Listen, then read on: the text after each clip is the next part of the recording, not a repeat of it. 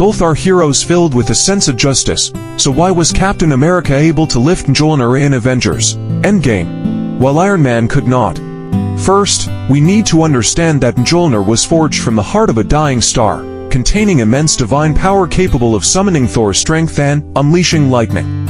Initially, the requirement to wield the hammer was simply immense physical strength. Later, Odin placed an enchantment upon it to punish Thor for his arrogance. Whosoever holds this hammer, if he be worthy, shall possess the power of Thor. This enchantment caused Thor to be unable to lift the hammer for a long time. It was only after enduring trials and tribulations on Earth that he proved himself worthy and lifted Mjolnir once more. Captain America also could not lift the hammer initially, but in Avengers Endgame, when all his comrades had fallen and to fight against Thanos, he successfully lifted Mjolnir and summoned the power of Thor. This proved that Mjolnir recognized the purity of Captain America's righteous heart. Thor himself acknowledged this in that moment with a heartfelt line, "I knew it." From this, it can also be inferred that Captain America might always have been worthy to lift the hammer, but perhaps held back earlier to avoid hurting Thor's feelings. We know Captain America has always been a man overflowing with a sense of justice. He was willing to throw himself on a live grenade to protect soldiers who had mocked him.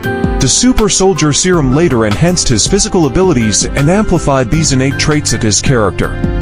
Good becomes great. Bad becomes worse. Thus, for the safety of others, he later chose to crash the plane into the Arctic, sacrificing himself. Iron Man, to protect the city, disregarded his own safety and single-handedly carried a nuclear missile into space. For the stability of the entire universe, he sacrificed himself, activating the Infinity Stones to eliminate Thanos and his army. He himself could not withstand the immense damage and, though his body perished, his spirit endures. Logically, one might think Iron Man should also be found worthy. But the difference between the two is this: Captain America is an enhanced super soldier, and his righteousness is pure. Behind Iron Man's armor is an ordinary man. He also has worries, anxieties, and vulnerabilities. He fears alien civilizations destroying Earth, hence he relentlessly develops new technology to counter them, yet often feels anxious about not being strong enough. He also fears losing his family, and fears his family losing him. Tony was once an irreverent playboy, standing people up for an entire night just for a moment of pleasure. Though Tony's thoughts may not be purely selfless, this also makes him more relatable, closer to an ordinary person. And precisely because he is an ordinary man, he did not gain Mjolnir's recognition. Even though he strategizes and plans for the entire world from a global perspective, Tony has a fatal flaw: arrogance. In Avengers Endgame, Rocket Raccoon reminded him of this. Take it easy, you're only a genius on Earth, pal. Tony also lacked a comprehensive understanding of changing the world. Because of a momentary idea, he convinced Banner to help create Ultron together.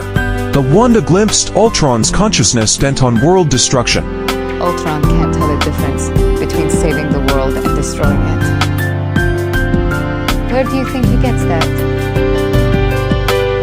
Clearly, this mindset was learned from Tony. Still not giving up, he tinkered again and created Vision. Though they ultimately succeeded in stopping Ultron, the scars left behind could not be healed by victory alone. It is precisely for this reason that Mjolnir would not deem Tony worthy. But what does it matter if he couldn't lift the hammer? Iron Man could still do the right thing at the most critical moment.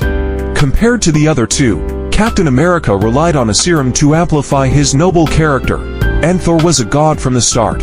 Yet Iron Man, just a mortal, still measures up to Captain America and Thor. Perhaps this is the true meaning of mortal flesh matching gods.